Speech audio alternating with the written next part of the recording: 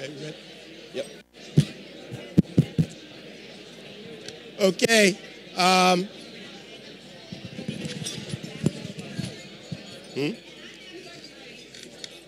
Right, that's the slides. Okay, great.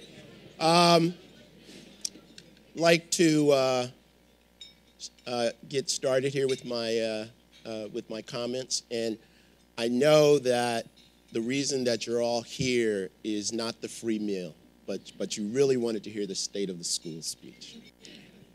And I started to test that by, suggesting to Chris that maybe, we should just invite everybody for a sort of, late afternoon talk from the dean with no food. And I could tell when she looked at me when I gave her that suggestion that we probably shouldn't try that. Anyway, it's great to be here, and I want to welcome you all back for the start of this year. This year's actually been underway for a while for many of us. I also want to start by thanking you, and what I want to thank you for is what felt to me like a fantastic year that we had here this past year. My first year as Dean of the McDonough School of Business. And it has been a delight as well as a humbling experience to be the Dean of this school and to see all the things that I thought about the school and the reasons to come here, to see all the evidence that I was right. And it's interesting because I found preparing for this State of the School speech even more difficult than last year.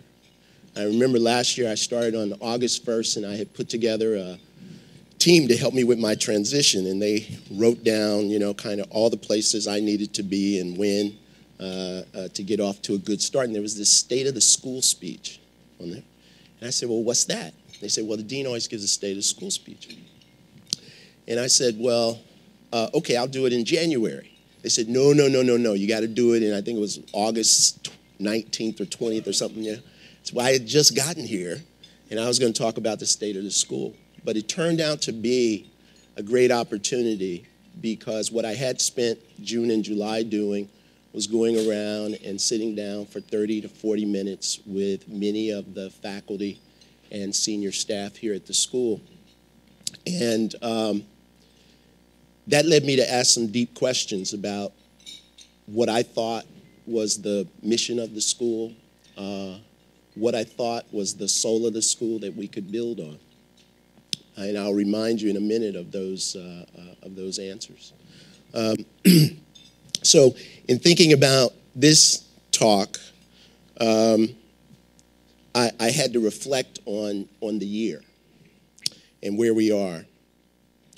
And when I think about our work here, it always comes back to who are we here to serve? And fundamentally, I think we're here to serve the students who flow through, whether they're in our MBA, our undergraduate, or our executive programs. And, they will all, as of Sunday, all of our classes will have begun. Our undergraduates are arriving this weekend.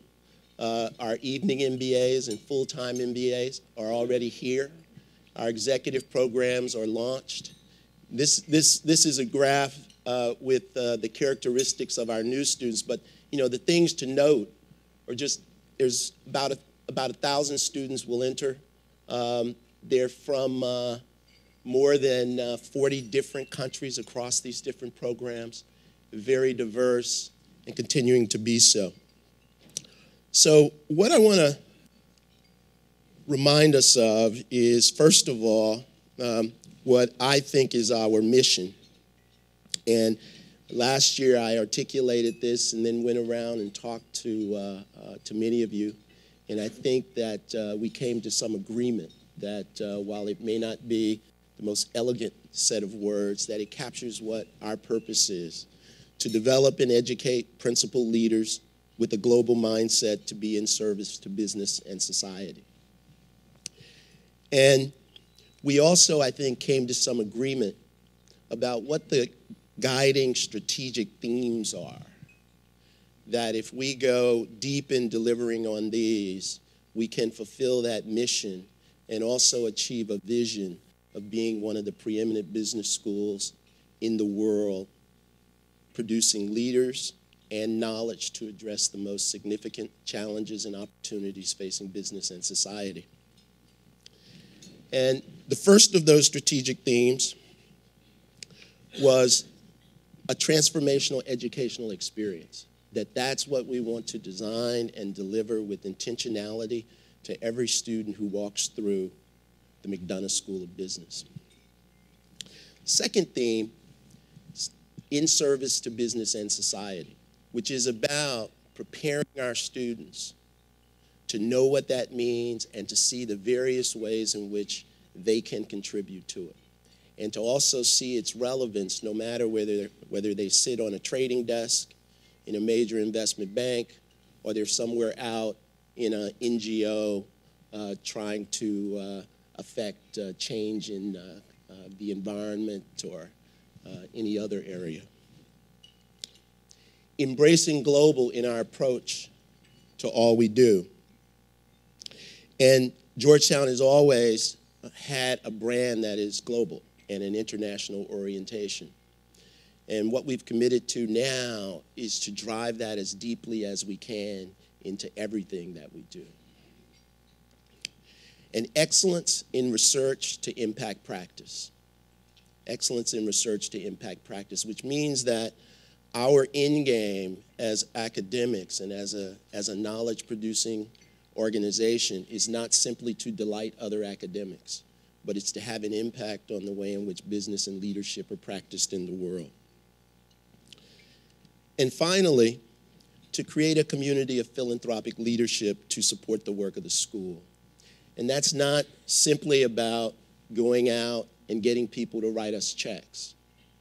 That's about creating a community that is connected to us, but also to each other, that are committed to helping us get what we need to deliver on our promise and taking leadership to make that happen. So we set those out last year, this speech allowed me to reflect on, are we delivering on our promise? And it was a good exercise for me because any of you who've sat down with me for a long time probably know that I don't spend a lot of time talking to you about the great things that you did yesterday, but I'm usually full of questions about what are we going to do for tomorrow. But this allowed me to think some about what have we done and what is the state of the school. And I think the state of the school is good. I think one could say that the state of the school is great. But are we delivering on our promise? If we think about this question around transformational educational experience, in our MBA curriculum this year, we launched a major redesign with the leadership of Prashant Malavia and the MBA task force. And there's some pictures of our task force members up there. And I remember in one meeting where I was asked the question, so what would amount to failure in this effort? And I said, if you came back with something that didn't inconvenience the faculty. By that, what I meant was, if you come back with something that doesn't challenge us to do things that we are not yet doing, then we fail, because we haven't designed with our students in mind, but with ourselves in mind. And I think if you look at what we're doing just this week with the study of global enterprises that Brad Jensen has been leading with Stan Nolan, you see that we are doing something that we haven't done. And I've been walking around and going into the MBA students' lounge, and some of you might have seen a tweet that I put out. And when I talk to the students about it, they talk about it. The word that comes up the most is, it's intense. And we're engaged. And it's challenging. And it's raising the bar and setting a set of expectations for what I think we'll continue to deliver. So I want to thank all the faculty who are involved in implementing that. And there are lots of other exciting things happening in our MBA program. We're also hard at work advancing undergraduate business education. And I think in ways that as the outside world finds out some of the things we're doing in undergraduate education, we will be the school to copy. We've established the first-year seminar program as a permanent part of the curriculum with the great leadership that was shown in that effort, in particular by Robin Dillon Merrill and Patricia Lewison. Also, the undergraduate program has joined the Aspen Undergraduate Business Education Consortium Task Force. And the effort here is to really ask the question, how do we infuse liberal arts education deeply into the undergraduate business experience so that we don't simply become a pre-vocational school, but what we become is a school that imparts not just business tools, but also reinforces the ideas of critical analysis and analytical thinking and an appreciation for the arts as well as for the technical side of what we do. We're also expanding entrepreneurial opportunities. Jeff Reed, when I first came here, we sat down and talked about the entrepreneurial program, and his vision was to make the business school, the McDonough Business School, the epicenter for entrepreneurship across the university. And if you've seen what has happened in the last year, you'll see that we're well on our way to doing that, so that we're not just serving our students within these walls, but the entire university. Doreen Amorosa has taken leadership in terms of making our career services a center of excellence that serves now all of our MBA students. In executive education, Paul Almeida and his team have exceeded every expectation that I had for what we could do in a year in executive education in terms of expanding our footprint. In terms of the clients that we've attracted, it's very clear now that we're competing at the top end of executive programs, as well as expanding our offerings now to include online courses with the leadership of Lamar Rinch and others. We've designed an Executive Masters of Leadership program online that will launch, if we can get through all the bureaucratic red tape of Georgetown, sometime in 2013, but it's ready to go. And I think important, we've also launched a series of other executive certificate programs. Service to business and society. There's a long list of things that I could put here, but some that are top of mind for me as I sort of reflected is John Hosness has led the formation of the Georgetown Institute for the Study of Markets and Ethics. Bill Novelli and LaDon Matangi continue to guide and grow our efforts in the Global Social Enterprise Initiative and are engaging across the university other stakeholders in our work there. And our students continue to find various ways to give back to society. We've got students who've been engaged this summer in helping the city to develop a 5-year economic plan, as well as other activities that our students have undertaken last year. Bob Bees has agreed to lead an effort where we will design a custom EML, Executive Masters in Leadership program, for the DC public schools, focused on high potential principals, their retention and development. So we're doing a lot in that area. Embracing a global approach in all we do. I was meeting with Ricardo Ernst this morning, and Ricardo agreed to provide leadership to our Global Business Initiative. And just from that, if you know Ricardo, you know what happens when he brings his energy to anything. And I was sitting in my office with him, and I could just see where we're going to go. And the ways in which he's becoming a resource to others about how they expand and deepen their work in this space. We're also offering additional undergraduate summer programs. One in particular that launched this year was our program in Barcelona that was led by Charlie Scuba and Manisha Armani. And we're expanding the scale and scope of our other, many of our other global activities, including expanding the amount of time that we spend in our curriculum around global, starting our MBA program with the structure of global industries are all part of that. Impacting practice through research. We launched the Institute for Consumer Research with the leadership of Bob Thomas, Kurt Carlson, and others in the marketing area.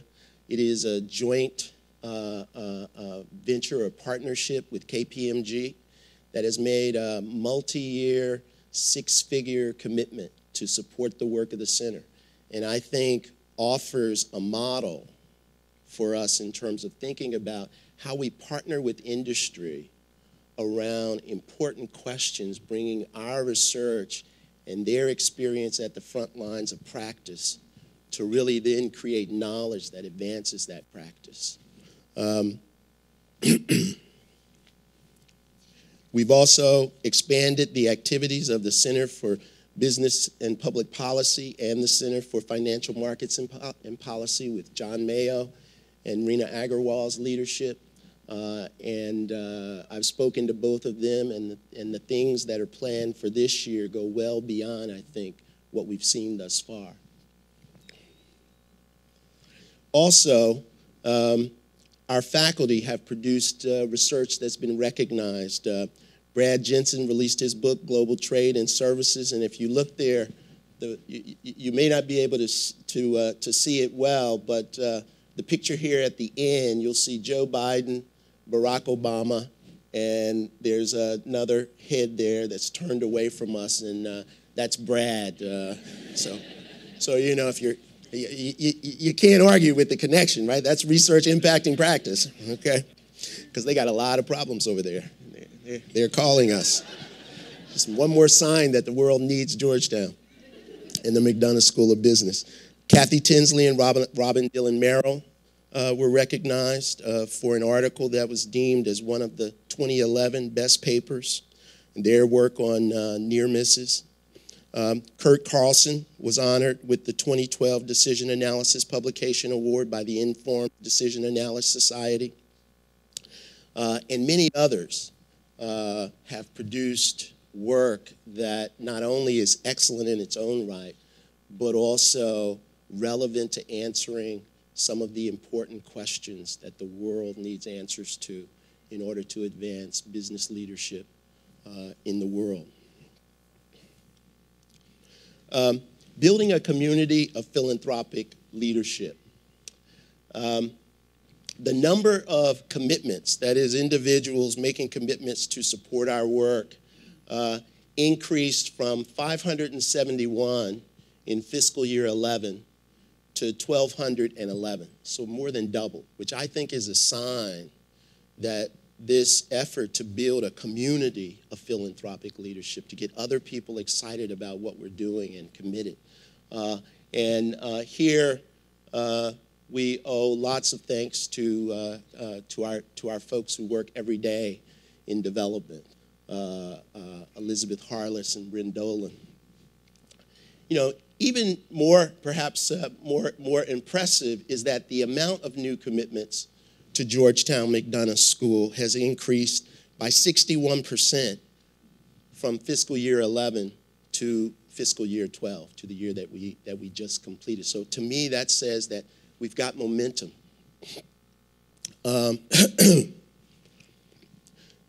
And we also show progress in other ways in terms of initiatives that we've taken on here at the MSB. We've opened our doors for additional advancement and alumni events.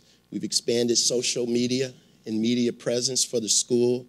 The Tech Center did an amazing job with John Carpenter's leadership in terms of transitioning us into Google Mail. And I have to say, when I got here and saw that we were on group-wise, I started to rethink my decision for a moment. So, you know, John came, said, don't worry, we're cutting over to Google Mail, and I have to ask him every month, when are we cutting over? When are we cutting over? But he did it flawlessly with his team.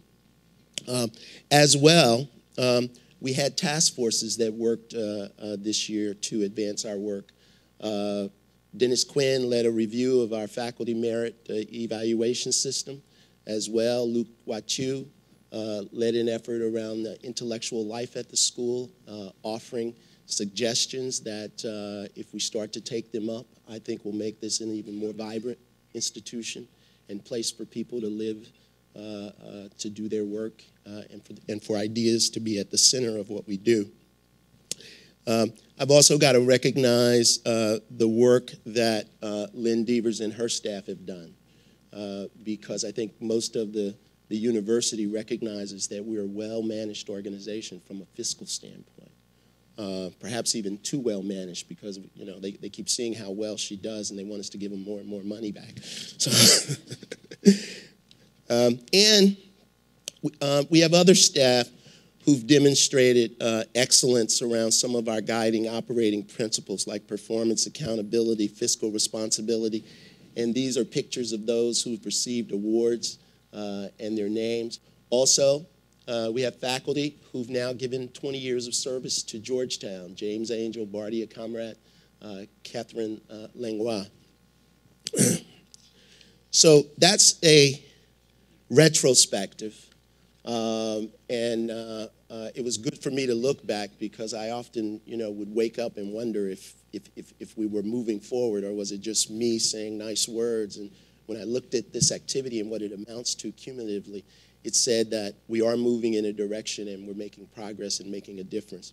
But if you've ever ridden in a car with kids, and they have a sense that they've been riding for a long time, in the way that you probably have a sense that you've been working pretty hard, what's the one question that the kids always ask? Are we there yet? And it's a question for us: are we there yet? Is this good enough? And I think that we have to answer that question, no. This is great, but it is not good enough. And we need to understand that there are challenges that we have to be ready to meet, and that we need to understand as a school that require us to continually rethink what we're doing and rethink the ways in which we are pursuing those strategic themes.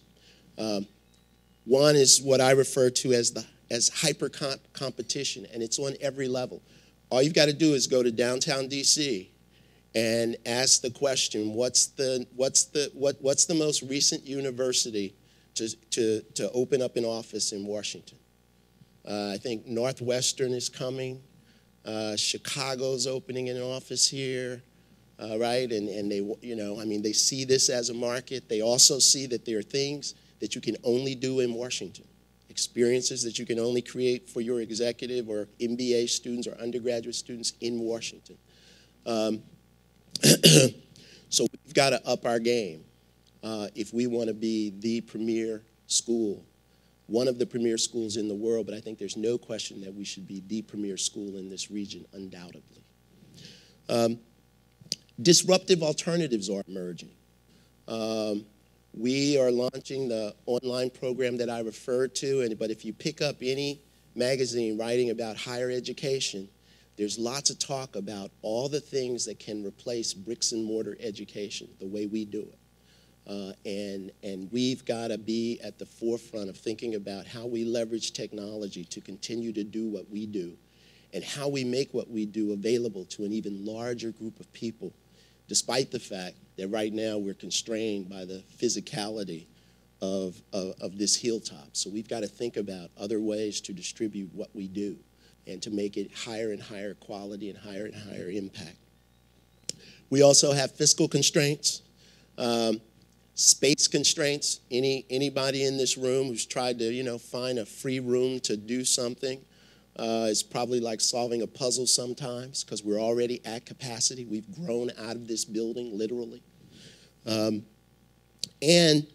Another challenge that I oftentimes set of challenges that I'm reminded of sometimes in ways that kind of give me whiplash. And that has to do with aligning our beliefs and our behavior and our organization with the pursuit of excellence in pursuing our strategic themes. When I spoke last year, I put up some goals, right? I said I want us to be in 5 years, because I think in contract terms. I grew up as a scholarship kid, so they gave me money for 4 years. I was done in 4 years. So they gave me a contract for 5 years. So I was thinking 5 years. Okay, let's think about it. And I said we want to be the #1 undergraduate program in the country. I think we can achieve that. I think that we can have all of our programs ranked in the top 10. Some of us don't believe that. And I think it's about aligning our beliefs with our pursuits. Because if we believe it, it will affect how we go about achieving it. It will affect our ability to be open to new ways of doing things. And then there's also the question of aligning our behaviors and our engagement. One of the things I've loved this year where I've seen real alignment was in the moments where I've asked staff to do things like, let's locate all of our career activities under one house, which meant that the leaders of executive education, full-time MBA, evening program, had to give up some turf to do that and come together. That's about aligning behaviors, because it's about making the whole greater than the sum of the parts. And organization. We continually have to rethink, I think, how we're organized so that we continue to get the most power out of what we do. And some of that reorganization may need to be radical in terms of thinking, one question that I continually ask myself is the area and department structure the right structure for us? Or is there another way for us to be structured? But we need to think about some of these questions deeply. And I want to just say a bit about where my focus will be in terms of priorities for 2012, 2013. The first is to work at creating a strategic plan that puts even more meat on the bones of what it means to pursue our mission and those strategic themes as our direction for the school. And I'll be engaging many of you in that process of thinking and concretizing how we're going to pursue our future.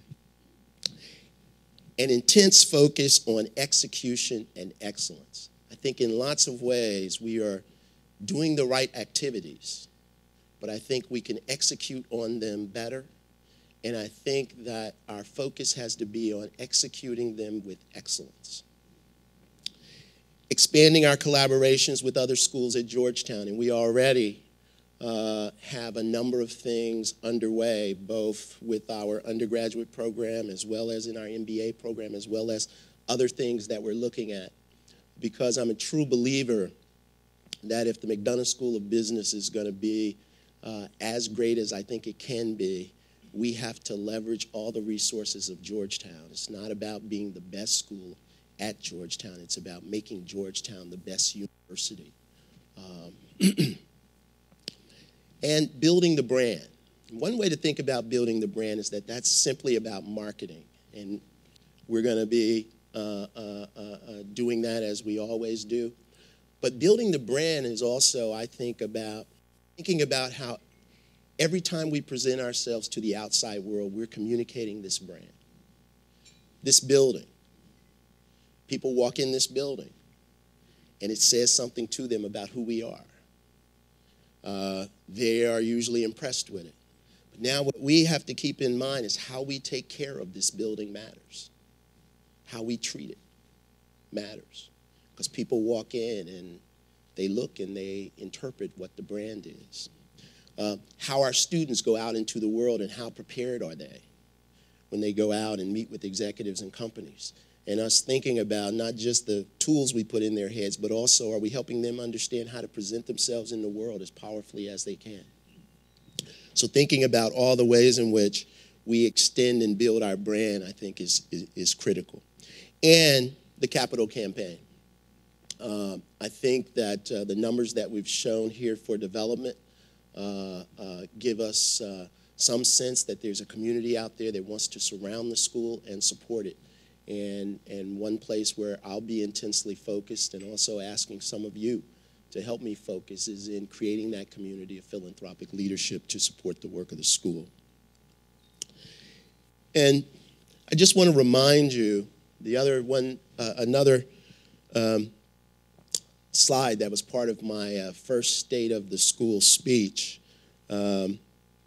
set out a set of operating principles. We were going to pursue these strategic things, but there's a way in which I want us to operate as we pursue them. And one is this idea of fiscal responsibility, not just in Lynn's office, but across the school, thinking about, are we deploying our resources to the most effect that we can? And are we shepherding those resources? Because, you know, anything saved in one place can help us to do something somewhere else. And it's not about should we invest, but it's always about investing wisely. We have to grow, but that growth needs to be strategic and it needs to be sustainable. We can't simply chase growth for growth's sake, but we must grow, and we have to figure out ways to do that. Performance and accountability, holding ourselves responsible for that performance. Distinctiveness in our programming by leveraging our unique endowments, and that means leveraging Georgetown, leveraging Washington, D.C., and our unique location here, leveraging the strengths that are already developed within the school to maximum effect, leveraging our Jesuit heritage and the values imbued in it to great effect. Service excellence needs to be the attitude with which we approach everything we do. And the culture that we need to create around the people doing that, I think, has to be characterized by candor, respect, innovation, high expectations, diversity, and inclusion. That's the kind of culture that we want to have as we pursue these goals. So last year when I spoke, I think I closed out by saying, that I meditate and I pray. And when I was thinking last year about the speech, and something came to me, and that was this meditation, transforming ourselves to transform the world. I think that is, when we are at our best, that is what we are engaged in, transforming ourselves to transform the world. I truly believe that. So with that, I want to wish you into what I think will be an extraordinary year, not because of me, but because I know that that's what you will create. You've shown me that already. So with that, I say thank you.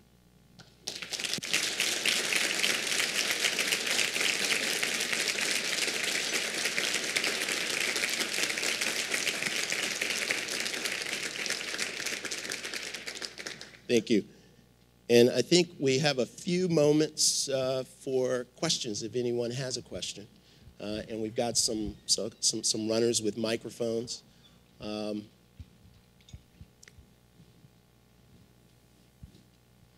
Okay, I didn't want to be the dean who never had a press conference.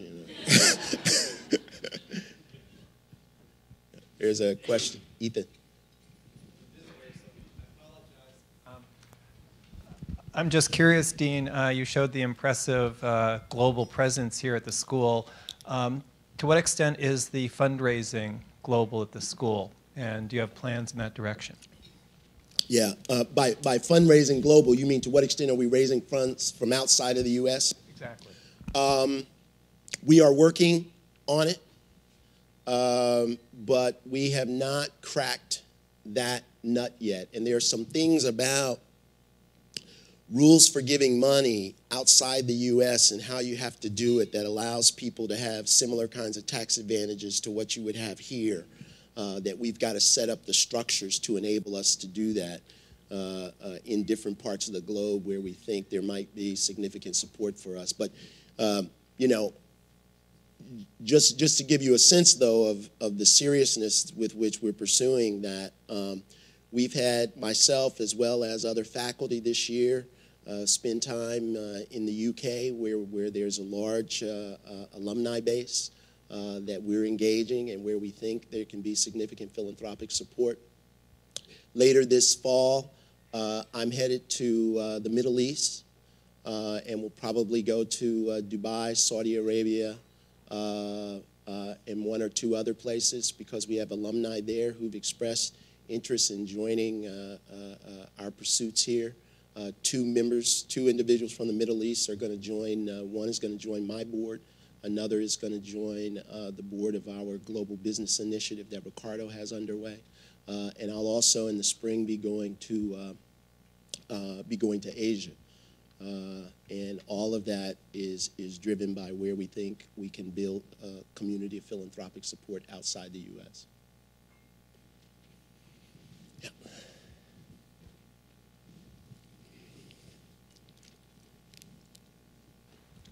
Thank you. John Whitman, adjunct faculty. Thank you for a terrific report and a terrific vision. I wonder if you could spend a few words to tell us how you introduce MBA students to the Jesuit tradition here.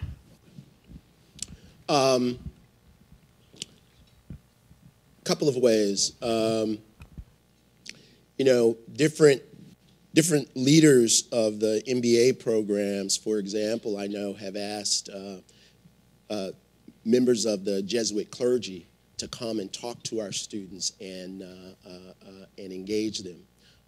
I try to talk about it in different places where I'm talking to students.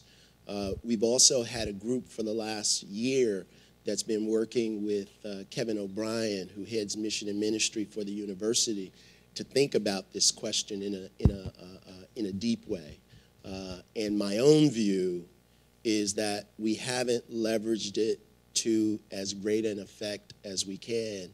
And one of the things that often happens, I think, with schools that have some kind of denominational or religious connection is that they can become ambivalent because, you know, they don't want to seem like what they're sort of doing is forcing their religion on the students who choose to go there.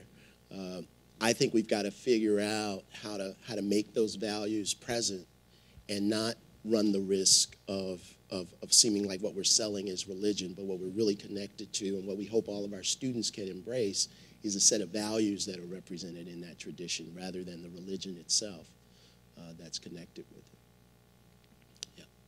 By the way, one thing that we're doing in conjunction with, there's a Center for Meditation here, and we're going to start this year a program open to faculty, staff, and students that's about how to use meditation, and that connects to the contemplative and reflective aspect and values that are in the Jesuit tradition.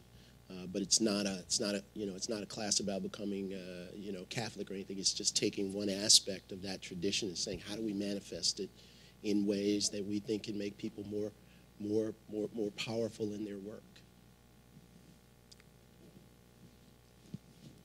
Okay, with that, finish your dessert. Thank you.